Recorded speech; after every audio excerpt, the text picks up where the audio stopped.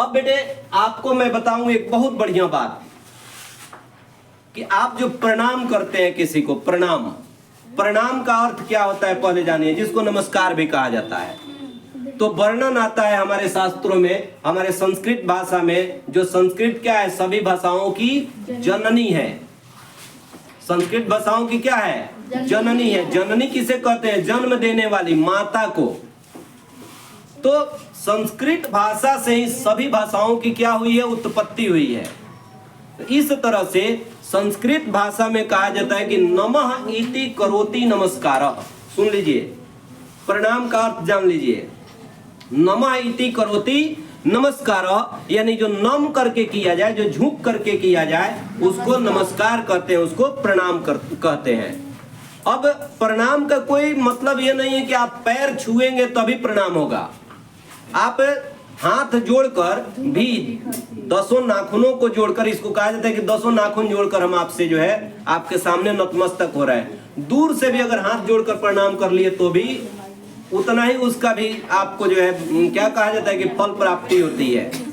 लेकिन प्रणाम करने का अगर सौभाग्य आपको मिले तो झुकते हैं जब आप, तो उस व्यक्ति के पूरे पैर के अंगुली को छूकर, मतलब पैर के निचले जो है आपका, जिसको अर्थ कहते हैं, ये साइंटिफिक भी रीजन है बेटे, कि जब आपका ये मस्तिष्क क्या है, पॉजिटिव है, और आकाश जो है पॉजिटिव है, और धरती क्या है, अर्थ है, अर्थिंग निगेटिव है। तो निगेटिव और पॉजिटिव जब एक साथ मिलता है तब बल्ब जलता है।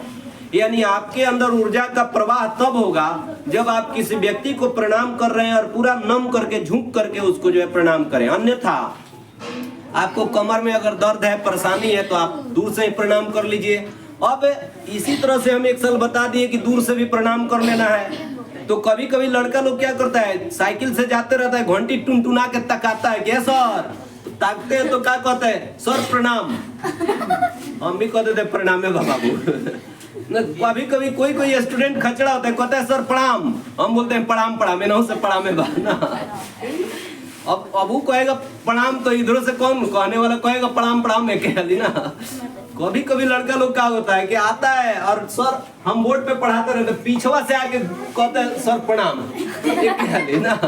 कभी यहाँ छू के प्रणाम कर देता है। तो ये सब प्रणाम का तरीका नहीं है बाबू। प्रणाम करने का तरीका है, या तो दूर से ही बढ़िया से प्रणाम कर लीजिए, या पैर अगर छू रहे हैं तो बढ़िया से पैर छुइए।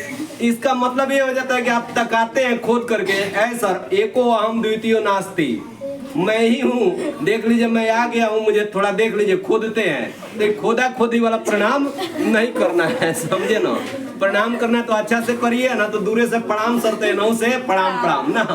तो देख बेटा, इस तरह से आपने देखा क्या प्रणाम का सही तरीका।